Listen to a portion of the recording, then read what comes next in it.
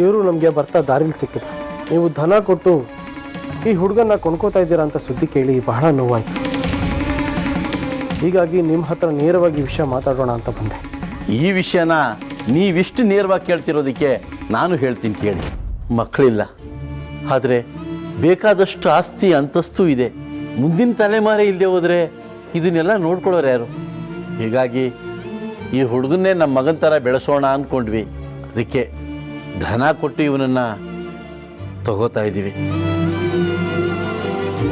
ಅದಕ್ಕೆ ಇವ್ರ ಸಮ್ಮತಿನೂ ಇತ್ತು ಅಲ್ವಾ ವೆಂಕಪ್ಪ? ಹೌದು, ಇದರಲ್ಲಿ ಜಮೀನ್ದಾರರ ತಪ್ಪೇನಿಲ್ಲ ಬುದ್ಧಿಗಳೇ. ಹುಡುಗನ ಕೊಡೋದಕ್ಕೆ ಅಪ್ಪ ಅಮ್ಮನೇ ಸಿದ್ಧ ಇರುವಾಗ ನೀವು ನನ್ನನ್ನು ಈ ರೀತಿ ಪ್ರಶ್ನೆ ಕೇಳಿದ್ರೆ ನಾನೇನಂತ ಹೇಳಲಿ? ಅದು ಅಲ್ಲದೆ ಈ ಮಗುನ ನಾವು ತುಂಬ ಚೆನ್ನಾಗಿ ನೋಡ್ಕೊಳ್ತೀವಿ. ಅದ್ರ ಬಗ್ಗೆ ನಿಮ್ಗೆ ಸಂಶಯ ಬೇಡ. ನೀವು ಈ ಮಗುನ ಚೆನ್ನಾಗಿ ನೋಡ್ಕೊಳ್ಳೋದೇನೋ ಸರಿ, ಆದರೆ ಇಲ್ಲಿ ಮಗುನ ದತ್ತು ತೊಗೊಳೋದಕ್ಕಿಂತ ಹೆಚ್ಚಾಗಿ ವ್ಯಾಪಾರ ಆಗ್ತಾ ಇರೋದು ಕಾಣ್ತಾ ಇದೆ. ಅದು ಅವ್ರ ಬಾಯಲ್ಲೂ ಬಂತು, ನಿಮ್ಮ ಬಾಯಲ್ಲೂ ಬಂತು.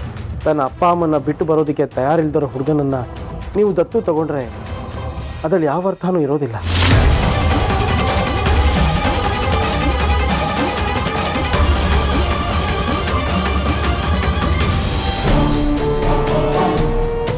ನೋಡು, ಇದೇ ಕೊನೆ ಅವಕಾಶ ಕೊಡ್ತಾ ಇದ್ದೀನಿ. ಇದನ್ನೆಲ್ಲ ಮಾಡಿದ್ದು ಸಿದ್ಧಲಿಂಗ ಅಂತ ಒಪ್ಕೊಂಬಿಡು. ಆಗ ನಿನ್ನ ಮಗಳು ನಿನಗೆ ಜೀವಂತವಾಗಿ ಕೈಗೆ ಸಿಗ್ತಾಳೆ.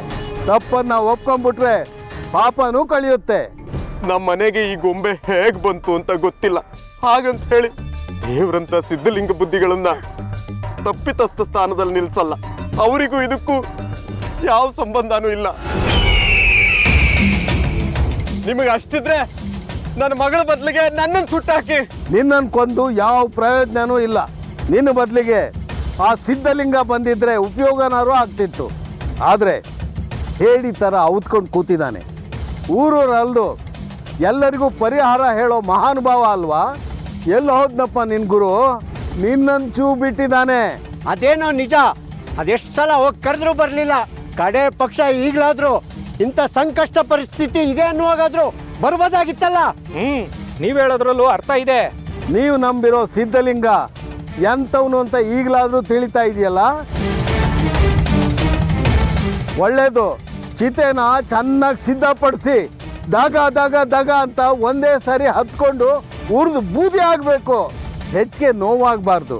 ಇನ್ನು ಚಿಕ್ಕ ಹಸುಗೂಸಲ್ವಾ?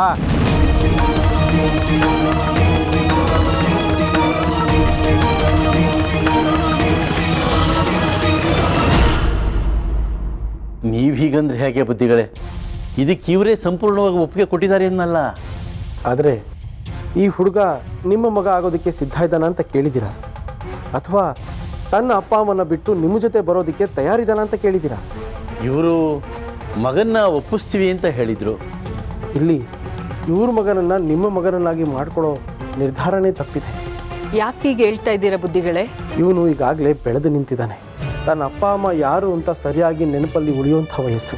ಅದಕ್ಕಿಂತ ಹೆಚ್ಚಾಗಿ ಅವ್ರ ಜೊತೆನೇ ಬೆಳಿಬೇಕಾದ ವಯಸ್ಸು. ಇಂಥ ಹೊತ್ತಲ್ಲಿ ಅವರಿಂದ ಬೇರ್ಪಡಿಸಿದ್ರೆ ಮನಸ್ಸಿಗೆ ತುಂಬ ಘಾಸಿ ಆಗುತ್ತೆ.